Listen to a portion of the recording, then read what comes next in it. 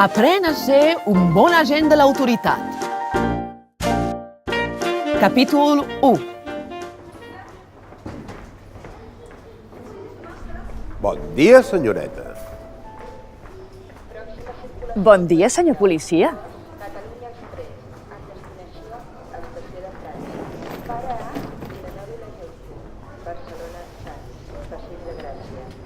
Alto! Documentació. Alguna cosa no ha anat bé en aquesta situació que acabem de veure. Analitzem la situació. Agent Mallofré, per què li ha demanat al Jan la documentació i, en canvi, a la Guida només li ha desitjat un bon dia? Li he demanat la documentació perquè és negre. Les identificacions per perfil ètnic són una pràctica il·legal. Es tracta d'una vulneració de drets fonamentals.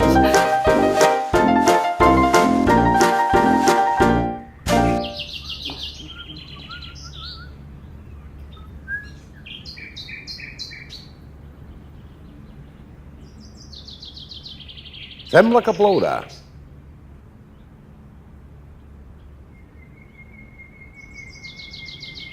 Alto!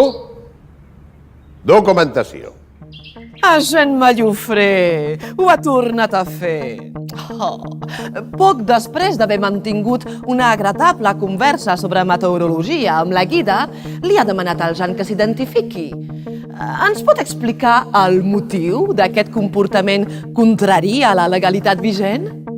Estic obligat a demanar-li els papers. Vostè, com a funcionari, no li pot demanar al Jan que s'identifiqui si no té cap indici de que està cometent una infracció o si no té una sospita fundada que està cometent un delicte.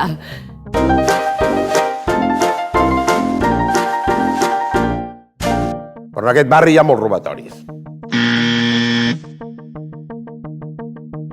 És una inspecció rutinària. Encaixa així en el perfil, de manera general.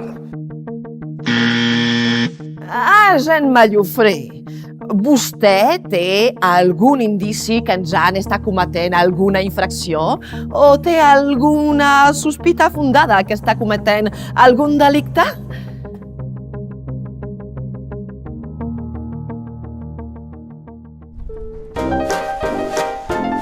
Alto!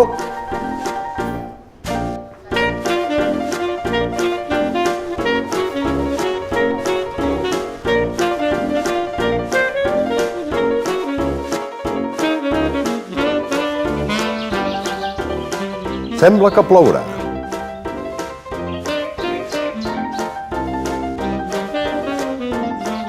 Alto!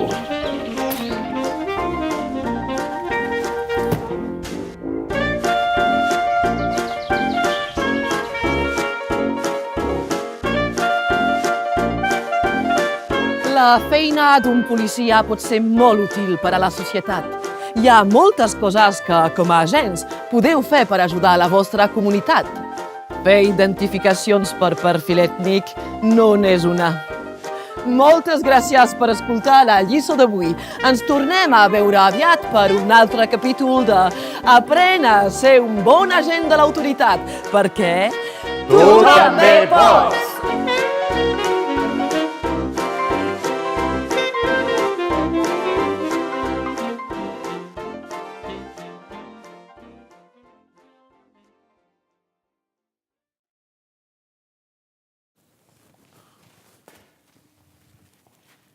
Si ets una persona racialitzada com jo i et trobes en una d'aquestes situacions, tingues en compte que tens drets. Mantingues el cap fred i fixa't en tots els detalls. Si vulneren els teus drets, pensa que podràs denunciar-ho. Busca una mirada còmplice i intenta connectar amb algú. Si ets testimoni d'una situació d'aquest tipus, pensa que tot allò que vegis és clau de cara a un procés judicial. Recorda que pots gravar discretament la situació. Mantingues la calma i recorda que la prioritat és sempre tot allò que necessiti la persona identificada. Per cada persona de nacionalitat espanyola que para a la policia, hi ha més de 7 persones identificades que són estrangeres. Pots consultar més informació al web pareudepararme.org.